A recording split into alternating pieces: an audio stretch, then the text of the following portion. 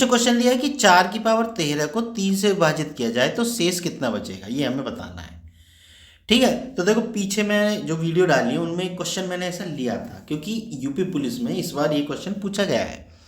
ठीक है, तो भाई उसी हिसाब से मैंने फिर ये क्वेश्चन रेलवे क्वेश्चन से उठा लिया, क्योंकि यूपी पुलिस के जितने क्वेश्चन थे सब मैंने यूट्यूब पे डाल दिया, बचे नहीं। तो अब जो इनका पैटर्न जो मैच कर रहा था ना, वो एसएससी से मैच ना करते हुए, मतलब एसएससी से मैच नहीं कर रहा था, रेलवे के क्वेश्चनों से मैच कर रहा था। मतलब रेलवे में से एक दो क्वेश्चन डायरेक्ट भी उठाए उन्होंने, तो वही पैटर्न मैंने चेक किया, इस वजह से मैंने रेलवे से क्वेश्चन उठाए। ठीक है, तो देखो 4 की पावर 13 में 3 का भाग जाएगा तो शेष क्या बचेगा, ये हमें बताना है। तो ये चीज़ ध्यान रखना इसमें कि तुम्हें पैटर्न कैसे फॉलो करना है। ऐसे फॉलो करना कि भाई 4 की पावर 1 ले लो, अगर उसमें मैं 3 से भाग दूं, भाई 4 की पावर 1 का मतलब 4 ही होता है ना। उसमें मैं 3 से भाग दूं, 3 एकम 3, तो कितना शेष बच रहा है, 1 बच रहा है। तो यहाँ मैं 1 लिख देता हूँ। अब मैं ले लेता हूँ 4 की पावर 2, तो बराबर कितना होगा 16। उसमें 3 का मैं अगर भाग दूं तो 3 पंजे 15 बचा, कितना शेष बचा 1। ठीक है, तो 1 शेष मैं यहाँ लिख देता हूँ, मतलब 4 की पावर 2 में मैं 3 का भाग दूँ। ठीक है, तो ये भी 1 शेष बचेगा। तो भाई देखो 1 ही शेष बच रहा है। ठीक है, तो ये पैटर्न क्या है, मतलब एक स्टेप बाद ही 1 शेष बच रहा है। जो पीछे मैंने सवाल बताया था उसमें 2 स्टेप बाद क्रम चेंज हो, मतलब ऐसा ही क्रम आ रहा था। मतलब ये मान के चलो कि अगर शेष ऐसे आता, मान लो कोई बड़ी संख्या होती और शेष ऐसे आता 2 3, फिर आ जाता 2 3, तो फिर जो ये घात है ना, हम उसमें 2 का भाग देते, क्योंकि 2 स्टेप बाद आ रहा है।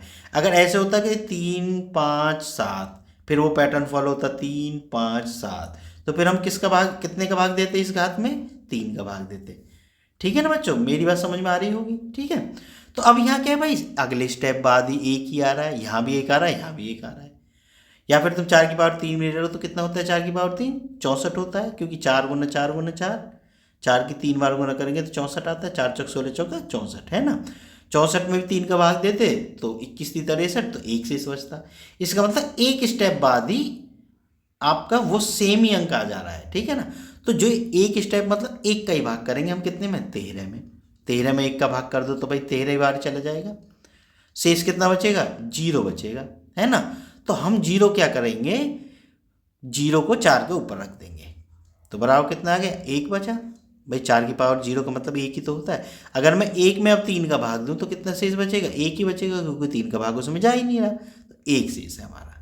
ठीक है बच्चों, मेरे हिसाब से तुम लोगों की बात समझ में आ गई होगी बिल्कुल। ठीक है, अगर नहीं आई हो तो वीडियो को दोबारा देखो, और पीछे मैंने एक जो क्वेश्चन किया है ना उसको ढूंढ लेना, है ना। और यूपी में आया हुआ है, तुम अगर 7 की पावर 7 वाला है शायद वो, है ना, उसमें 4 का भाग देते हैं ऐसे करके क्वेश्चन है ना एक, तो वो तुम ढूंढ लेना, उसमें मैंने कॉन्सेप्ट बताया है, तो दोनों से बिल्कुल क्लियर हो जाएगा। मैं आगे बताऊंगा, एक दो क्वेश्चन मैं सोच रहा हूँ इसका और लो।